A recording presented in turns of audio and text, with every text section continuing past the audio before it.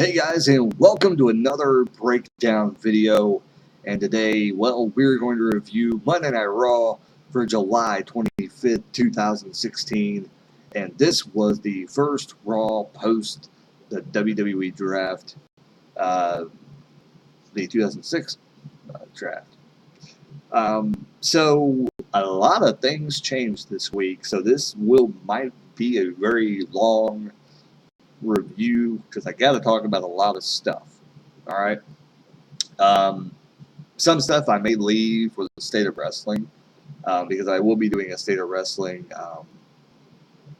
probably in a few days. Don't know when that's going to go up, but there's going to be talk of a lot of some things that probably won't get brought up here, that maybe that I forget to talk about. But I made a lot of notes, so like I said, this Raw review may go a little long.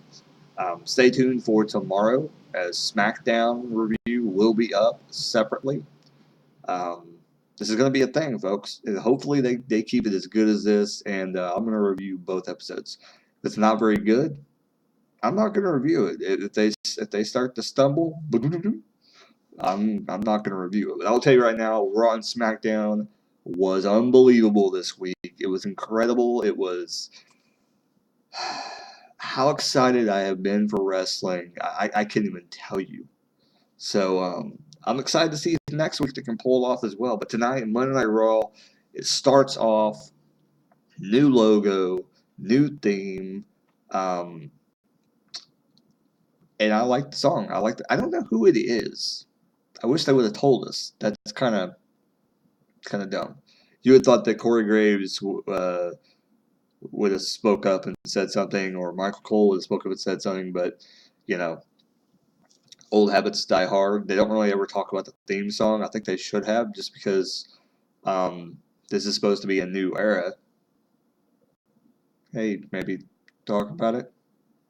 Anyway, theme is awesome. I'm not sure about the logo. I'm not a big fan of the logo. I don't really like the logo. No, not really. The announcers were moved to the back. I never was a huge fan of that. And I know a lot of people probably won't care about it. Here's my problem. And one thing people may have I haven't heard anyone say this about it yet, unless like they said it and I wouldn't listen. Because I watched Joe Cronen's show, and I'm just getting tired of the whole thing that he does. But nobody ever mentioned that they didn't even show where they do their thing at. They just show them standing up. That's all. That's all they show. They don't show them their little table. They don't show what they're doing. They don't show anything like that. Maybe that'll change. But this week they didn't show anything like that. They don't show where they're sitting at and doing the commentary. They don't show anything like that. I don't know if they're just leaving that for intrigue, for like when you go to a live event, you'll actually see where they sit at. I don't really know. Like, it's kind of weird. They usually show where they're at announcing, and they didn't really do it this week. So we're kind of weird. But anyway, show starts off. Stephanie McMahon and Mick Foley, I believe, are standing in the ring. I don't think that they announced anybody, and they were standing in the ring when the show started. Pretty awesome. And then they basically call the entire roster out, and they're standing on the ramp. Kind of odd because you couldn't see everybody. I would have thought they would have had everybody come to the ring. It would have been a little better. But everybody's on the ramp, and basically they announced that they did not get the championship on Monday Night Raw, and they blamed Roman Reigns, which is probably going to be an ongoing storyline. They blamed Roman Reigns, Stephanie does, for not bringing the title back, because they said Seth Rollins had it in the bag. And I think kind of like Seth Rollins is going to be their heel constantly. I kind of don't like that, because I think he could be a babyface at any time. I think they could pick somebody else. And I don't know. Like, I see something happening at SummerSlam that possibly could change this. And that's the only way that I can see maybe this change. But we'll talk about that later. That'll be something that I'm going to wish. That probably ain't going to happen, but you never know. It could still be interesting if that happens. But anyway, they announced a WWE Universal Championship will be declared at SummerSlam. They give Seth Rollins a bye because they say he should be champion because Roman Reigns screwed it up.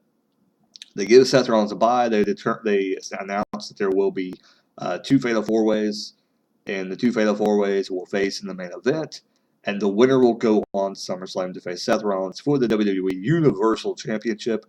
Let's get that name out of the way. The Universal Championship. Yeah, I don't know what they were thinking. They had the creative team pumping their juices for that. I don't know. I'll say this. With everybody talking about what happened on Raw lately, and I know I'm going to be a little late because it's going to be going up on a Wednesday. I'm kind of like 2 days late. I will say this. They should have called it the WWE Universe Championship. Not Universal Championship. The WWE Universe Championship. It's a very easy switch, so maybe that's what they'll call that from now on. I think Universal doesn't make no sense. The WWE Universe Championship, that makes more sense. So maybe they'll call it that. I don't know. Anyway, they announced at the beginning of the show that Sasha and Charlotte would fight for the Women's Championship tonight on Raw, the WWE Women's Championship. Where are they? Women's, yeah, I don't know. Anyway, they announced that. Moving on, we get our opening match. Cesaro versus Rusev versus Kevin Owens versus Finn Balor. What an opening match.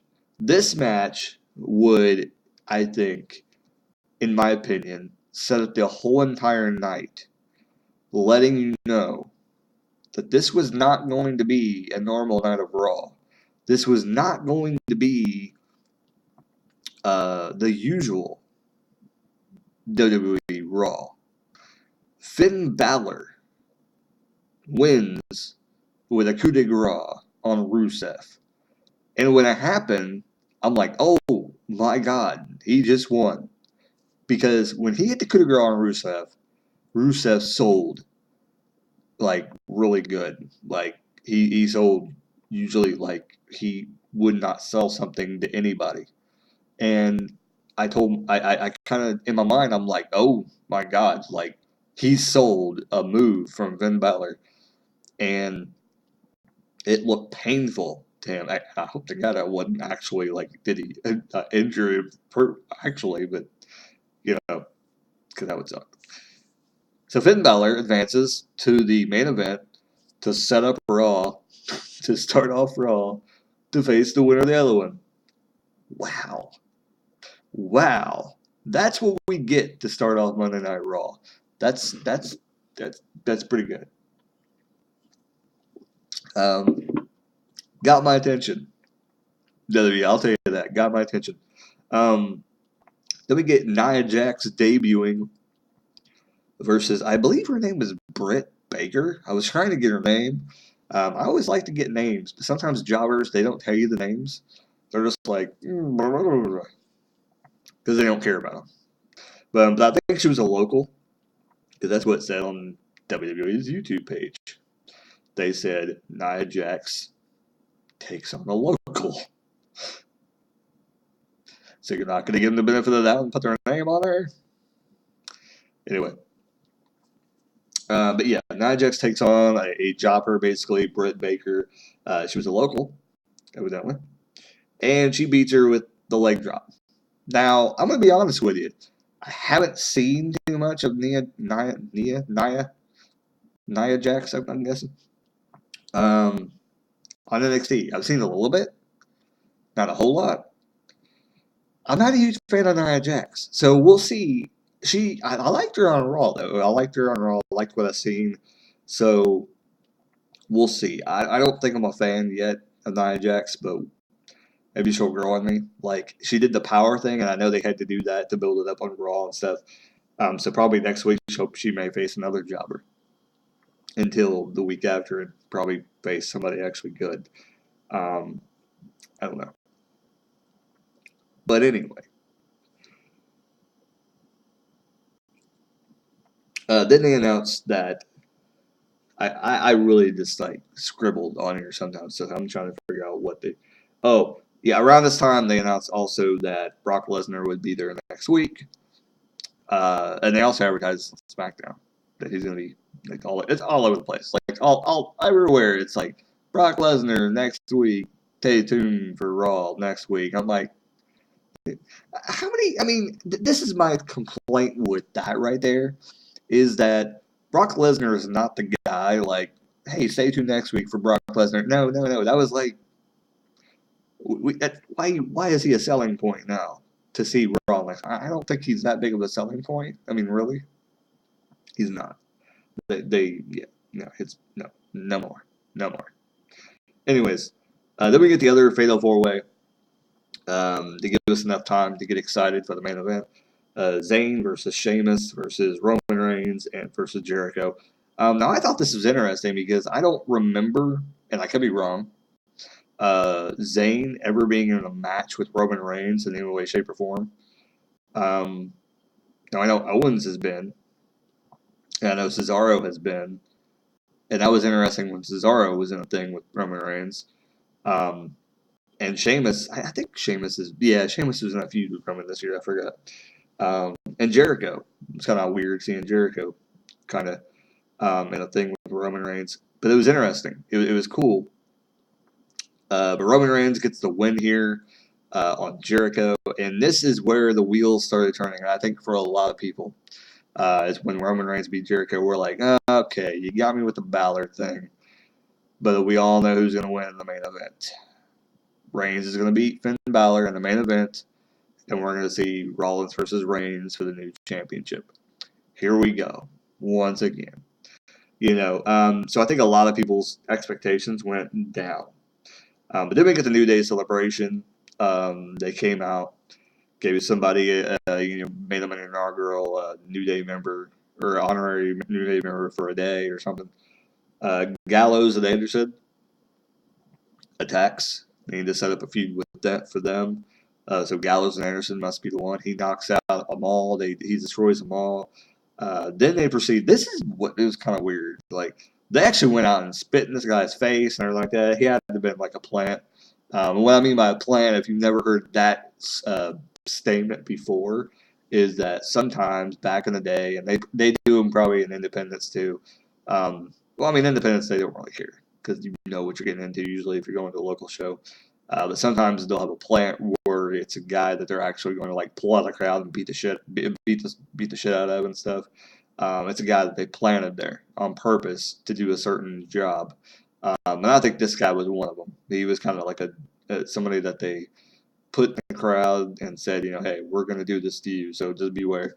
And they probably told his buddy too this time because there was another guy there around the area. They basically spit in the dude's face, and I think they threw the pieces of the clothing out. It's probably what they got and were getting charged for being the play. Anyway, that happened. So that was pretty cool.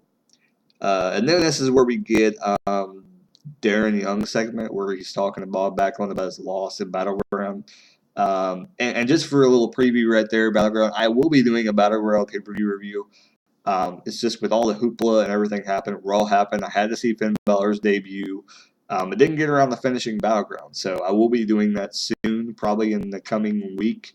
I will watch it. I don't know when the upload is going to go on, when I'm going to actually put the pay-per-view review up. But we'll say this, it was an average pay-per-view. It wasn't nothing special to me. I heard that the Kevin Owens and Kevin Owens and Sami Zayn match was really good, and I know I enjoyed the opening matches. They were really good. So, I will say that I watched a few of the matches, and not all of them. So I will be doing that review coming up. I already watched the kickoff show, so I just got to watch the pay-per-view, and I'll definitely be reviewing that very shortly within the week. And the upload may happen probably in a couple weeks. The Battleground pay-per-view review will be up because there's just so much going on, man. It's just crazy what is going on. So anyway, Then we get the Neville's return debut against Curtis Axel. And I didn't really like this because this was kind of a dumb match. This is probably the only irrelevant match that we did not need. Because Neville came out. We didn't get a very good wrestling match out of this. They don't want to do anything to further Curtis Axel's career. I honestly think Curtis Axel should have went to SmackDown because they're not going to do anything with him. They're just going to use him as a jobber, a feeding guy. Nothing's going to happen with this guy. Now I hope next week maybe Axel will take on Neville and start a feud with him. But this is basically just a return match, and that's what it was. It was just a return match. Neville came out, wrestled him for a little bit. Red Arrow. It's like they purposely said, "Hey, Axel, he's gonna do the Red Arrow on him because we want people to know that he can still do it." And two, it's just a return match. There's nothing special. That's what it seemed like to me. So whatever. Then after this, we get a Finn Balor video package. Kind of telling people like, hey, who this guy is.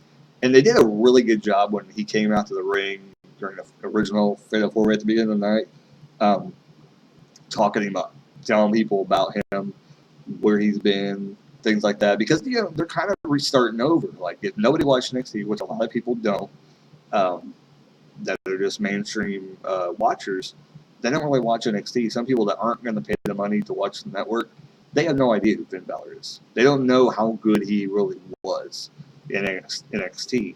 They've heard because a lot of the promos and the hype surrounding him. I know everybody talking about him. A lot of people probably know how good he is, but they haven't seen it personally. And I think that's what's cool about it. They didn't really show too much of the Demon character. And I know what some people I watched, they talked about things surrounding that. And I'll probably talk about that in my State of Wrestling video.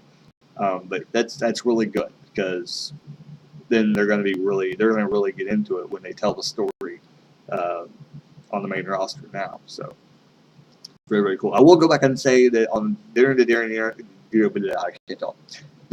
Young segment, after he was talking about his lost battleground, I forgot to mention the Pokemon Go thing happened with Gold Dust and R-Truth. That'll come back to near the end of Raw to happen again. And it does happen somewhere. I don't know if I wrote it down, but we'll see. Yes. No, it happens somewhere. I don't know. Yeah, it happens again at some point during that too. I think it was somewhere at the beginning. It happened when they were interviewing, I think, Sasha or something.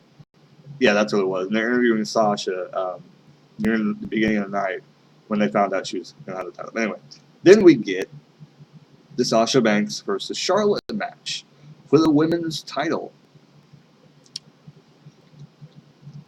Yeah. This match, without a doubt, was amazing.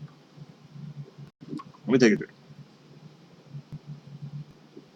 This match,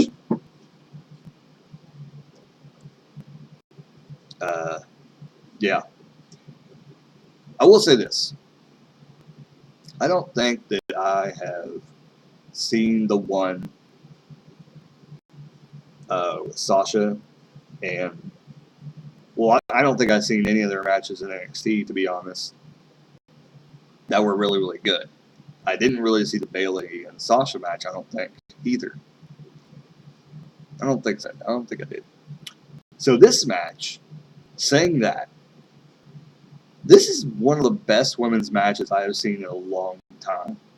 And we've had some great women's matches. The WrestleMania match was decent. It was decent. I'll say it's decent. It wasn't the best. Some people may say it's the best just because it was the first WrestleMania they've been together. But no, this match right here was probably the best match I have seen on the main roster, women's, in a very, very long time. And I think with Sasha being, now that she won the championship over Charlotte, it was awesome. It was amazing. Her promo afterwards just shown how over she is. And I think during Battleground, the one part I did see of Battleground was Q&A session with Daniel Bryan and Mick Foley. And I will mention this now because it's relevant to what we're talking about. Mick Foley said this, and he said that no longer are we going to ignore. Basically, he said that we're going to go with the people who are hot, white hot, and we're going to go with them. And this goes to prove that he wasn't lying. They're going to go with people. They're going to go with Sasha Banks as a women's champion because we want to see that. Why go against the grain? And we've been talking about this for I don't know how long. So I'm glad maybe Mick Foley went in there and said, hey, I want to be the GM if you're going to actually change stuff. Because I'm not going to come in here and let it be fake because it's stupid. And I think if he said that's great for Mick Foley because I honestly think that Foley probably woke the writing team up or woke Vince McMahon up because people probably seen this and probably told Vince about this. We've hit the 20-minute mark. I just want to make that statement. So, hey, pause the video, go get something to drink, do what you got to do. I'm going to keep going. We're almost over. But yeah, Shawn with the bank statement. Amazing. A little interview afterwards. They're starting that, and that's kind of cool. They do it on SmackDown too, so it's kind of like across the board. It's going to be something that they just do now. They're going to interview people post-match sometimes. And they used to do that a long time ago in WCW and GWF and stuff like that. And I wonder if some people just watching the older stuff said, hey, this is something we used to do. Why don't we do it anymore? When they did the draft, when they were coming up with new ideas and things. But that was a good idea. Good job, guys. Anyway, the Braun Strowman versus James Ellsworth, the jobber. Strowman looked monstrous in this match. Here's my thing on Braun Strowman. He is going to be the person to replace Brock Lesnar. When Brock Lesnar rides off into the sunset, Braun Strowman is going to be there. And he is going to be the guy that I think is going to beat Brock Lesnar. I think he's got to be the one. A lot of people talk about Nakamura, and he may be the guy to beat Brock Lesnar. But Strowman's believable that he could beat Brock Lesnar for a title, just for a match, just for a WrestleMania match. He could beat him. I don't see him being a heel, a babyface really. But I can see him being a heel, getting a heel win at a WrestleMania or a heel win on Ween. I don't know what that is. Saw it. Y'all are doing videos. It's really annoying. But yeah, Braun Strowman looked monstrous, so I can see him doing a lot of things in the future. Being a big guy. He's going to use him. I don't care if they say the big man era is dead. He's huge, so they couldn't pass him up since he's a huge fan of wrestling. He's going to be, he's going to kind of replace the Lesnar and Big Show and Kane. He's going to be the guy that's probably going to be around for a while. He's going to be the new guy of that era, of the next era. So pretty cool. I like him. And this is what I'm going to say about Strowman too, is that he seems like he's safe. Like sometimes when Kane and Big Show, like they toss people around, they don't seem very safe. But Strowman seems like he honestly protects people when he does his moves. So that's a really, really good thing because in a day and age where people are doing riskier stuff with BALOR and everybody coming in, it's going to be nice to have a big guy that's going to protect you and not going to do like super crazy moves because he seems like he's pretty safe with everything that he does. So kind of cool to see a big guy that's not going to be like, let's do an airplane spin and flip you into the crowd. Some bitch, do it. He doesn't do that. But yeah. Then we get a Roman Reigns video package. Like, we don't know who the hell effing Roman Reigns is. Why are we getting the video package? Wasting time. Come on. You could have had Heath Slater coming on and doing something. Dumbasses. Then we get a useless match with Enzo and Cass versus the Shining Stars. And this came on, and I'm like, this can't last very long. Like, what are they doing? Like, they still got the main event to go, and they're putting a match right now? Like, what's going on? Enzo and Cass setting up a feud with the Shining Stars. Finally, the Shining Stars are probably going to be on Raw. What were they doing? Like, did they know the draft was coming? Like, a long time ago, and they were just playing it off until Shining Stars, to get there? Because Shining Stars, like, didn't wrestle, like, for nearly, like, 3 months. They debuted like almost 3 months ago. Do you guys remember this? This is ridiculous. Like, what the world, man? But anyway, R-Truth and Goldust came to the ring playing Pokemon Go. Strike the Shining Stars. Enzo and Cass got the win. Kind of a pointless match. It was funny. And this is kind of the stuff I was talking about. Like, they need to start doing. Because as long as it gets the people on TV, it doesn't really matter. As long as you're furthering a storyline, it doesn't matter. This is what they need to do. So it was interesting. It got the point across. It started a feud. There you go. What feud it started, I have no idea. Maybe it's going to start the Shining Stars and R-Truth and the Golden Truth. There you go. Couldn't think of their name for a second. So maybe Enzo and Cass don't have a set up feud yet. Maybe it's going to be them and the Dudley Boys. Because Dudley Boys weren't on Raw this week. Maybe they're in the dark match or something. They did. I did see a video something about the dark match. So maybe the dark match was like Reigns and Finn Balor versus Dudley Boys or something. Who knows? But anyway, then we get to the main event. Finn Balor versus Roman Reigns. What a match. This match was incredible. Sasha Banks and Charlotte put on a dang good match. They got match of the night, guaranteed. Match of the night. But the second match, in my opinion, I will say the opening match was really, really good too with Balor in it. And I think a lot of people are going to be like that for a while. But then after a little bit, then people are actually legitimately, you're going to see people start to get tired of Balor and probably pick up another match as the best match of the night. But in my opinion, the Roman match was horrible. It was stupid. It was a spot fest galore that I wasn't a fan of. Just get the match over with, for God's sakes. Like, it wasn't very... That match wasn't very good. It was entertaining and it told a story. But all during that match, I kind of thought Zayn was going to win. And even maybe Jericho at times. And then Roman got the win in some stupid way. Didn't make no sense. Like, I would rather have seen Balor versus Jericho, to be honest. But they put Roman in that spot.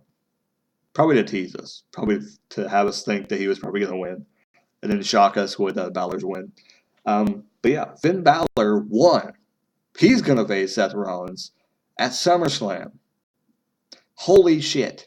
That's all I got to say. What? I was literally almost screaming like a little schoolgirl in this apartment. Yeah. It almost happened. I almost screamed like a little schoolgirl when Finn Balor won because it shocked me that much. And it put me in such a good mood that I was, hey, I'll be fine at work tomorrow because nobody can bring me down from this high. And it was a dang good Raw. It impressed me a lot. 9.5? What was wrong with it? I mean, the few matches, I mean, probably, I guess, a 9 out of 10, but this was a heck of a Raw. This was a really good Raw. The best Raw, like in the past 2 years? A lot of people would say probably the best Raw that we've had in the last couple of years was when Vince McMahon got Superman punched. And that night was a good Raw, but that was the only moment that made it good. It made us go, oh, okay, I'll take that. This match was every single moment of the night was amazing. Like, pretty much, except for a few matches where the Neville just seemed like they forced him out there.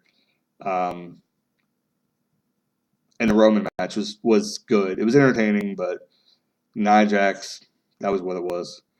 But yeah, wasn't really a lot of matches, but they gave us a lot of quality in the matches, which is something we don't usually get. You know, even the Nia Jax and Brett Baker match, it told a story in itself. And that's also something that we were missing. We weren't getting good stories being told in the ring. It was just they're there doing the motions because they knew what they were in for. Now, Foley probably is inspiring a lot of people backstage. He's probably doing stuff. I hope to God they keep it up. I really do. Like, I think that as long as they continue to get talked, praised about, that they'll continue to do this. So, WWE, thank you. Thank you, thank you, thank you.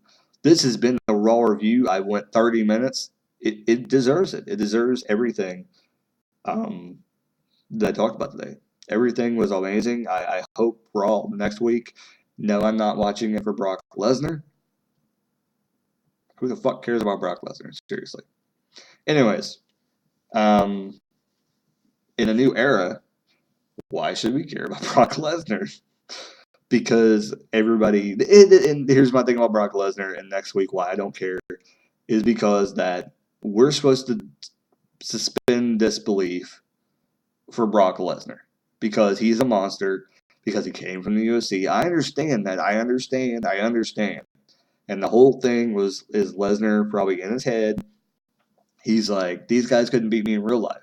So, and how else people are going to believe this since I've been in the UFC? Yeah, I get that. But this ain't the UFC. Damn it. It's not the UFC. So, we don't care. But you put him on Raw with Finn Balor, who's going to be a top guy.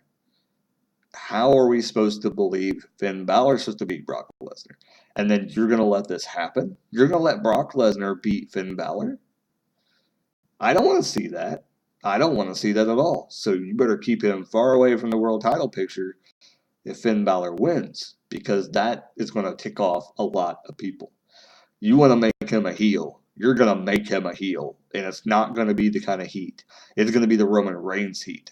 And it's not going to be the right kind of heat you want. So that is a forewarning for WWE. If anybody's watching this, whatever, on the writing team, because that's not what we want. And that's going to be a mistake that they're going to step in. That if they do that, if they go down that path, that they continue to do this with Lesnar. This is a new era. And tell Lesnar, lay down the law. If you don't like it, then get him the hell off the roster. Have Orton RKO him, piss him off, and send him on his way. Because I just don't see Lesnar going for Finn Balor, defeating him. I just don't know. I think the era of Lesnar is almost over. And I think they need to do what they need to do. Bring Nakamura up, have him beat Lesnar, and send him on his way before he even gets a shot to go up against the Universal Champion. Because if they're going to put the belt on Balor, which I wouldn't be surprised, because of the way they're hinting at, but I think Rollins probably will win at SummerSlam. That'll be the prediction video, though. But anyway, I'm going to stop there. Like, comment, subscribe like you always do. Let me know what you thought about Raw. And as always, keep rocking and keep watching wrestling.